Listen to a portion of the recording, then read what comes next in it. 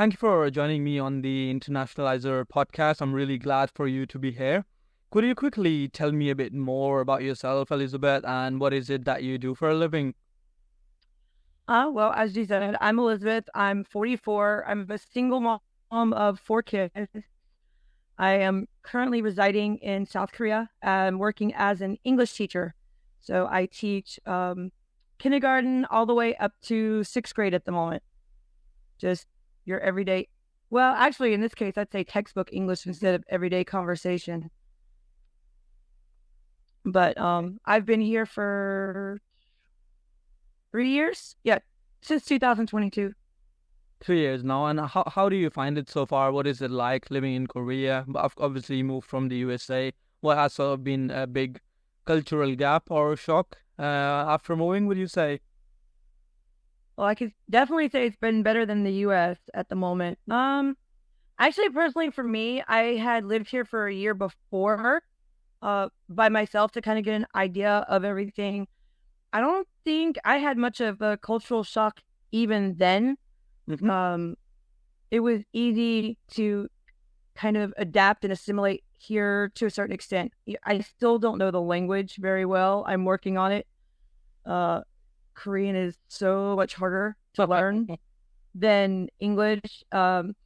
Surprisingly, I found out not too long ago that there's like 4 different categories of languages and their your ability to learn and how hard they are.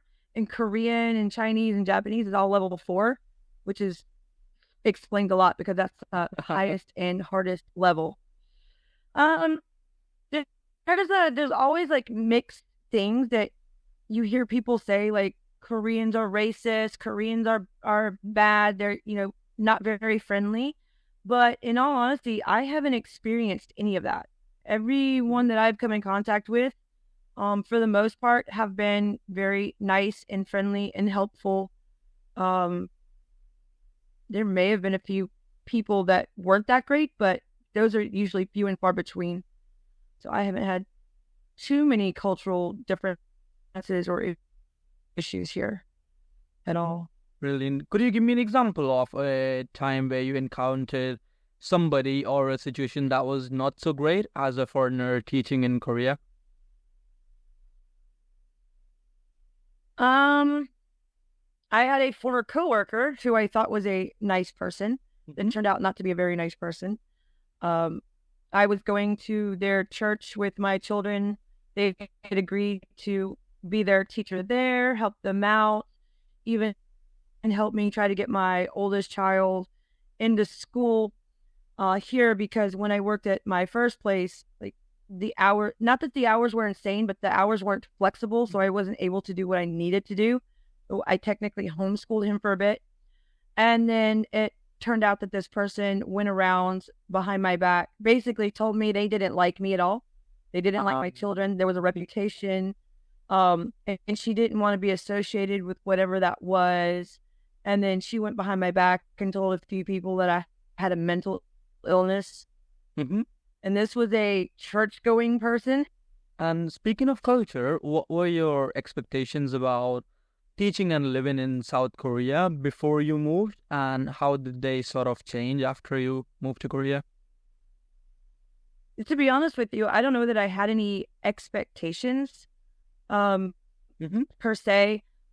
Growing up, I always read manga as an anime, so that's of course more associated with Japan. But before I moved here, the first time around in 2019, I had actually switched from a lot of Japanese stuff to Korean stuff because there was a manga that I read that they actually made it into a Korean TV show. So if I was to go based off of that, I would have expected almost everybody to be rich and everybody to be good looking, and like that's not the case.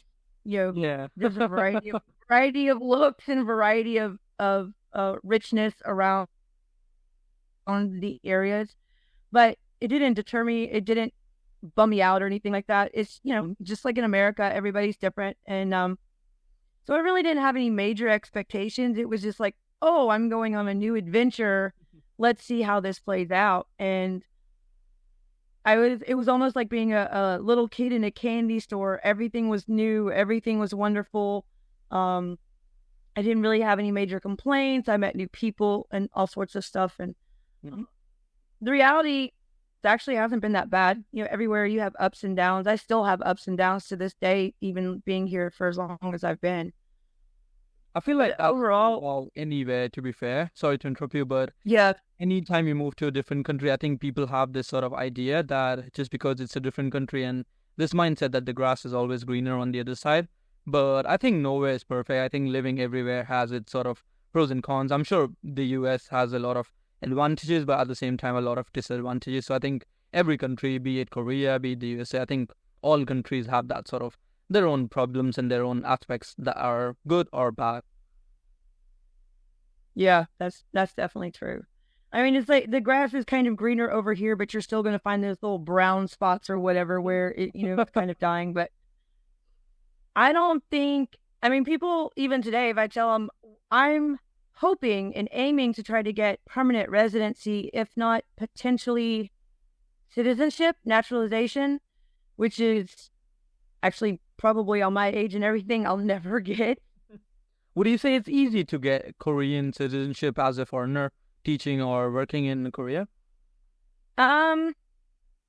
Maybe if you come here when you're younger, say like fresh out of college and you really want to stay, because like I'm on an E2 visa, which is the English teaching visa. It's conversational English is what it's supposed to be. They always work ways around it, but still technically it's conversational English. No, and so if you take what I'm currently doing is a Korean integration immigration program. So acronym is KIP. They have 5 levels. And if you pass the 5 levels, ideally you should be able to understand the culture, understand different places, have more vocabulary and speak it. Therefore, you can, it'll help you get an F series visa, which an F5 visa would be permanent residency.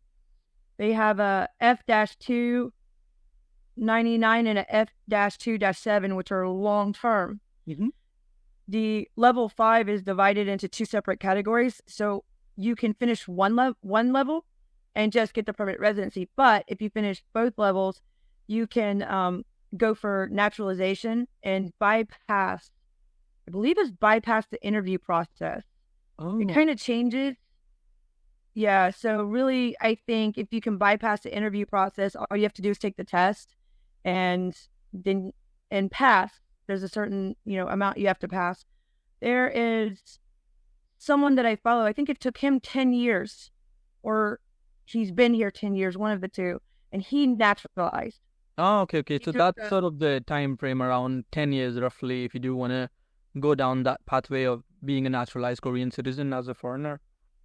I would say 5 to 10 years, because based on visa requirements at the moment, you have to live here 5 years consecutively. It's kind of the same in the US. You have to live there for 5 years.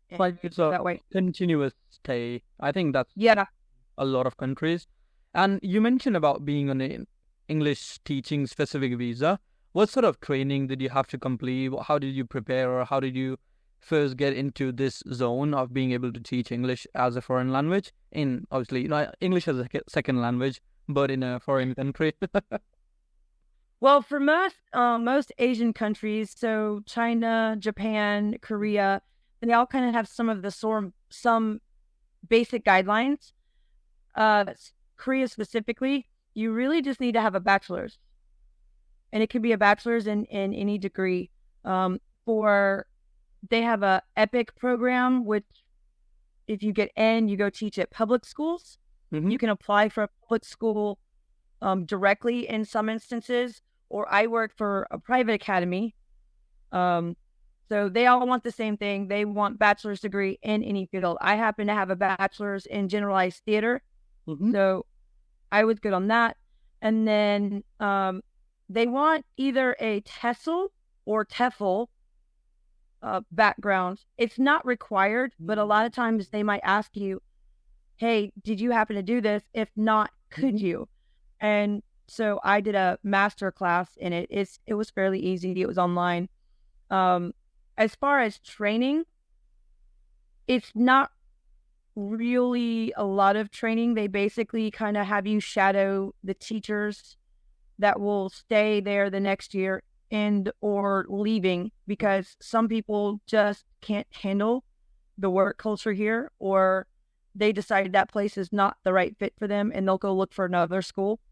So sometimes there's teachers here that are they're in demand, and then sometimes there's not enough teachers. It really just depends on the academy and who's looking for a job and what they're willing to do. Yeah, I see it. Would you say then it's quite a big market in Korea for foreigners who would like to pursue a career teaching English, or English teachers in general? Would you say there's a lot of demand? I think so. And there are 7 countries, I think it is, that they're looking for typically. But what I've noticed is they want more American or more British teachers. Mm-hmm. But that doesn't mean that they won't hire from somewhere else, because I've met South African teachers. I've met teachers from Scotland, just almost everywhere that they allow. I think there might be a preference for native English speakers, and I think that might be Yes. in that situation. Yeah. That makes sense. My next question would be, what can new teachers, somebody who's, let's say, wants to go down the line of teaching in Korea, what can they sort of expect in terms of salary and benefits? What sort of rewards and salary in terms of monetary benefits would you say are there? Unfortunately, the salary here, my understanding, hasn't changed in the past 20 years. Mm-hmm. A lot of teachers around the country are trying to work on changing that, like reaching out to Korean lawmakers and that. The salaries aren't that bad. If you are good with money, it's very sustainable and you can save money. I know people who have saved money. Me, that's a whole other story since I have my 4 kids. I can't save for anything right now.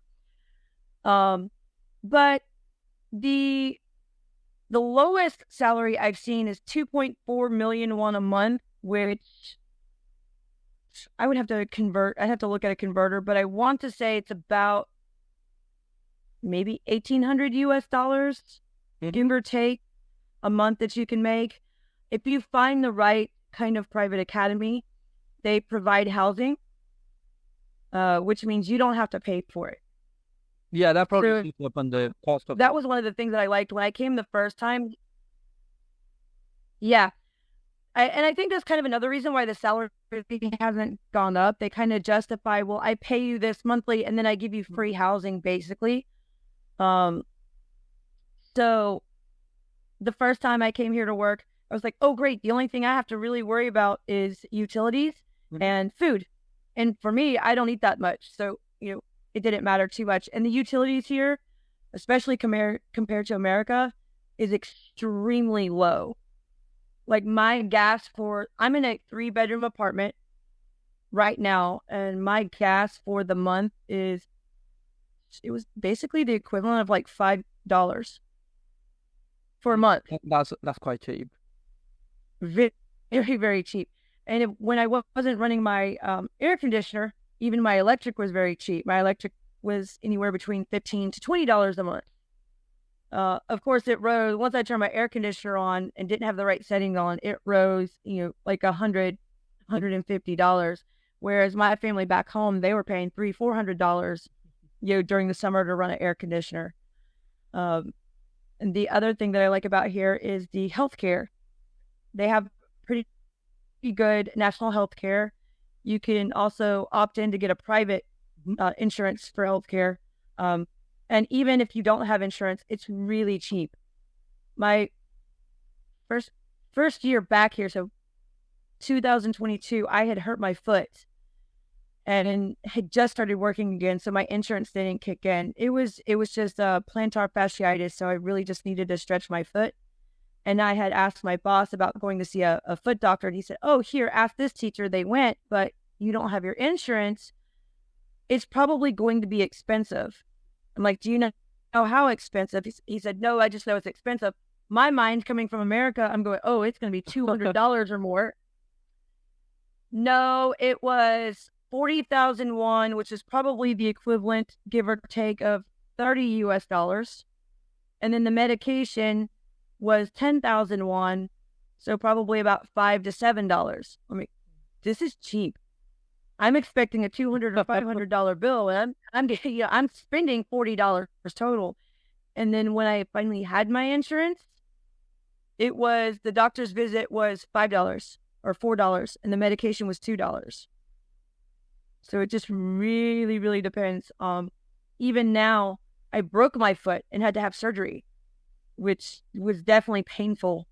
And that was probably an $800 surgery.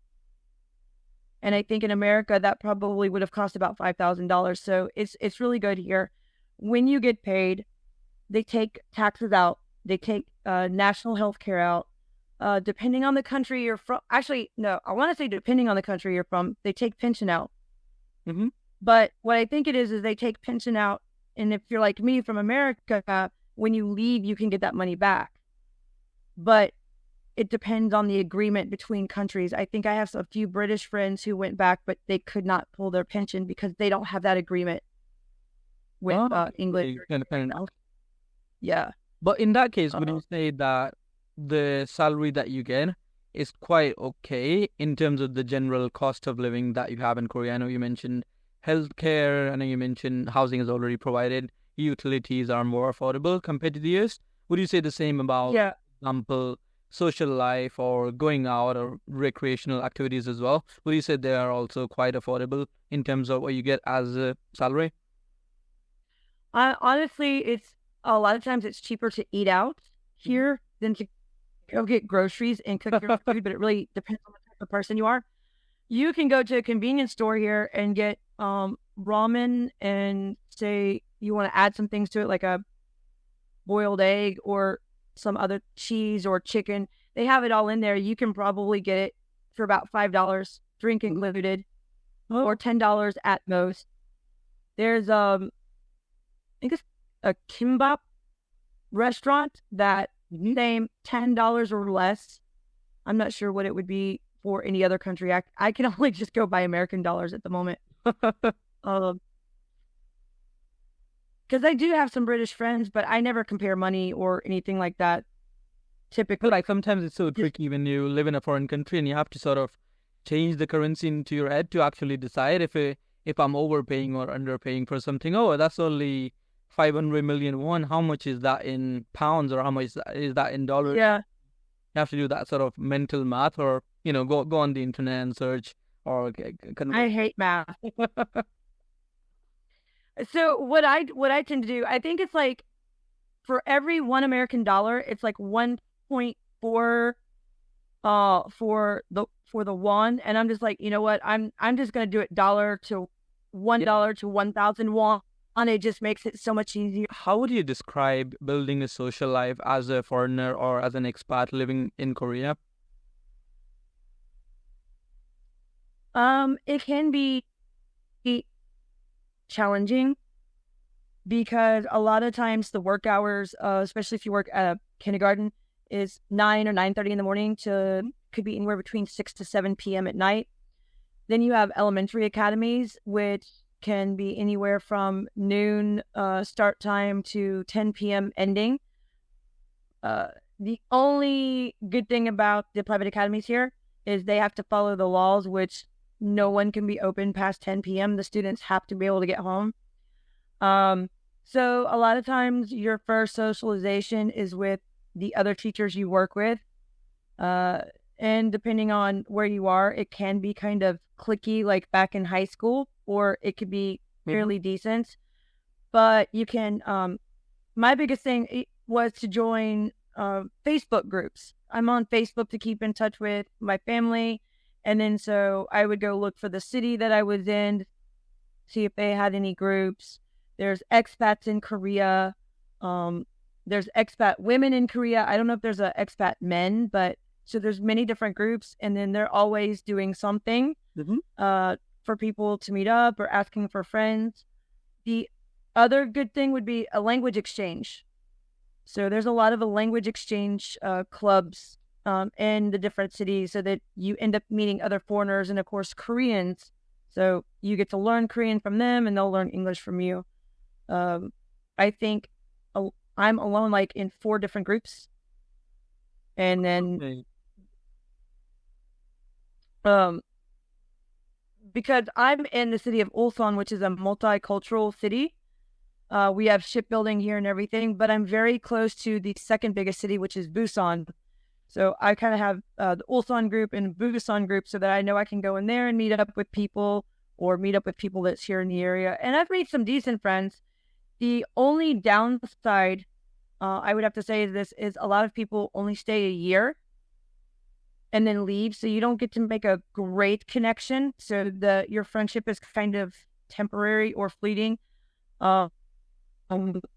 In some instances, they're just moving to another city, so it's a matter of how often you want to meet up. If they were in Busan and they moved to Seoul, it's like a 2.5 hour train ride. So it's really not that hard to go visit in other places. It's just really what you're willing to do, basically. I think that's the expat life, especially what you said about making friends who are immigrants or expats themselves, is that people move for work, different cities, maybe different countries.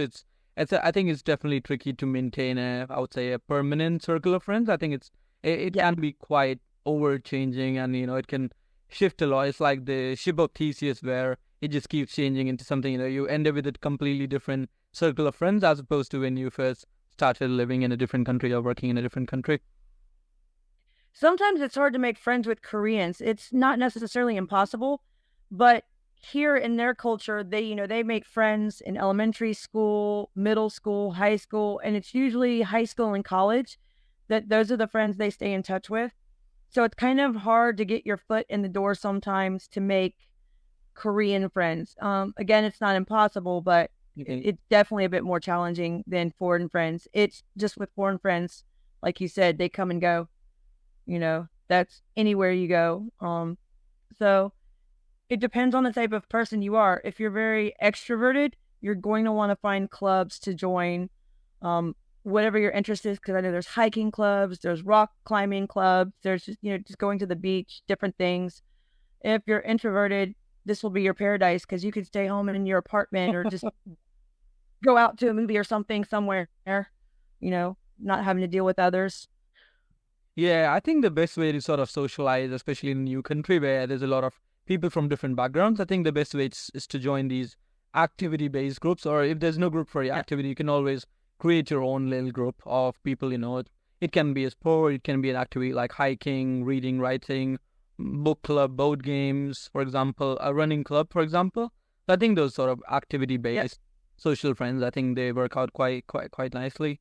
And I like what you said about Koreans and how the local people, they make friends in elementary school, or they make friends from childhood, and they say, okay, that's it, like, close it. Yeah. It's like musical chairs, but everybody sat down in 1989 or something. Whenever it was. Yeah.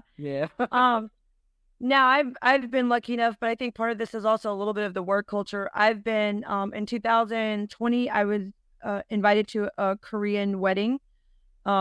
It was one of my Korean coworkers.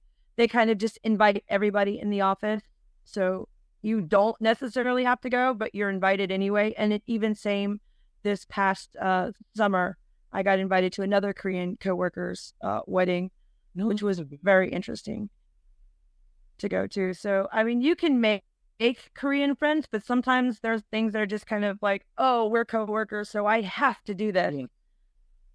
It just depends on how you want to build on a relationship or not. Because the good and the bad about that is Koreans stick with Koreans and foreigners kind of tend to stick with foreigners. Mm-hmm. So you don't want to get on anybody's bad side, because then you're kind of like out at that point in time. I get it. Or they'll just defend their own, basically. And what's the working schedule like? Do you have weekends off? Oh, sorry to interrupt. After you. I don't know. I was just going to say, I think it's probably the same just about in any country you go. Definitely. everybody's going to kind of stick with the people that they know. Because I've even noticed with the language exchange, we're supposed to be intermingling and speaking Korean and English, and the Koreans tend to stay with the Koreans, and the English speakers tend to stay with the English speakers. You might have a few that branch out to kind of either side. Yeah. So it's just the same anywhere, I think. Oh, and there's, I do need to point out one thing though. Yes. If you're coming to work as a teacher, if you have to take medication or you've been diagnosed with like autism or ADHD or anything like that, the secret or unspoken rule is don't tell your employer. Because they still kind of look at that as a little bit of a bad thing here. You will get some employers that will hire you, but you really kind of want to keep a lot of your medical issues private and not tell anybody anything. Yeah. That is kind of the biggest unspoken, but everybody knows type rule. Yeah. I feel like that about schedules might be also true of a few other countries as well. They won't generally say it out loud, but I think it is very much a recurring pattern in a lot of countries or even companies to sort of see that as a negative as opposed to being very accommodating or something like that. I think it might be the case. Some of it's changed now. I mean, I work with some people that have ADHD. They take medicine, but it's still kind of iffy. So like they don't go in our city to see a doctor. They'll go outside of the city. I know somebody that was interviewing with a director at one point in time and just kept asking questions about doctors and, the health insurance and all that. Well, it turns out they were asking because apparently they have epilepsy. So if they had an episode and all that, they needed to know where to go and what to do and all this kind of stuff. And when the director found that out, they're like, no, we can't hire you. Because even like 20 years ago, I think there was, what I was told, I don't know if this is true, I didn't research, was that there was a teacher that had a seizure in class in front of students and it scarred the students. So they're very wary of a lot of illnesses and what you have and how you can work. And a medication that you get back home, you need to see if it's also compatible and law compliant here in Korea, because if they catch you with it, they'll throw the medication away or potentially just deport you back home, because there's a lot of medications that are from other countries that are not compliant here. So you have to be careful with that, definitely. And what do you say are the work schedule or sort of the working days for foreigners or teachers who teach English in Korea? Do you work on the weekends? What does sort of your everyday work pattern looks like? I've worked for 2 different bosses, 3 different locations, and I've been lucky enough that I only worked Monday through Friday. However, there are some locations that do require weekend work. I don't think I've heard of like anyone working 7 days a week, but maybe 6 days a week. Or if they're not working Monday through Friday, maybe they're working Tuesday through Saturday. It can vary. Usually kindergarten work time is from either 9 or 9:30 in the morning to about 6 or 7 at night. If they're truly law compliant, ideally working 8 hours or more, or you should get an hour break. And then, of course, you have prep time. If you work 7 hours or less, you only get a 30-minute break. And that hour break or 30-minute break, they're supposed to allow you to leave campus and like go get coffee, go get lunch, whatever it is.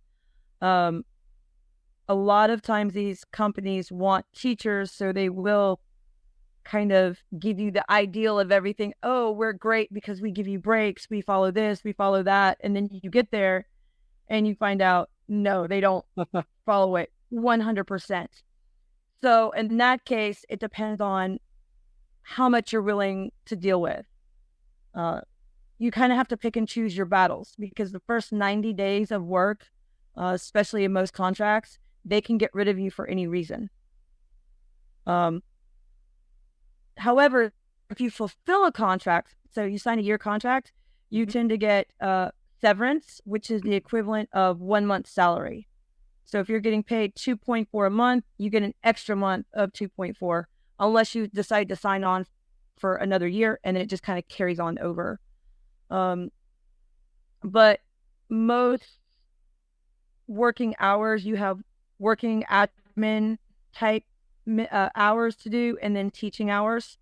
So what they tend to tell you is you work this amount of time, say like 9 to 6, and your teaching hours are only, like 6 hours, not 6 hours, say like 4 or 5 hours.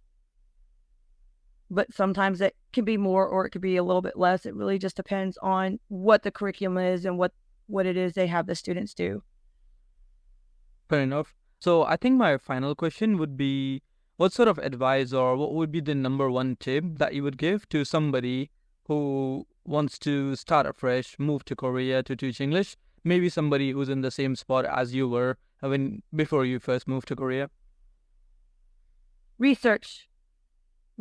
Just it doesn't even necessarily have to be the culture, but I know on Reddit there's groups that you can look at about life in Korea. Facebook, you can look life in Korea. There are blacklists for a lot of these academies, but you have to take those with a grain of salt, because a lot of times those complaints or those blacklist postings are from people who just couldn't deal with the culture. And the working culture, I should say. The working culture here is kind of known to be very toxic, very demanding, not many breaks. So you kind of have to be strong in order to do it, but it can be rewarding. So your personality, depending on how you are, you can either find it rewarding, or some tend to give up, which is unfortunate, because if you really pay attention, the kids are really good sometimes, and it can be rewarding to see them move their levels up, their speaking, their writing, and everything. So it just really depends on the trade-off that you want. But I would definitely suggest research. That's definitely good advice.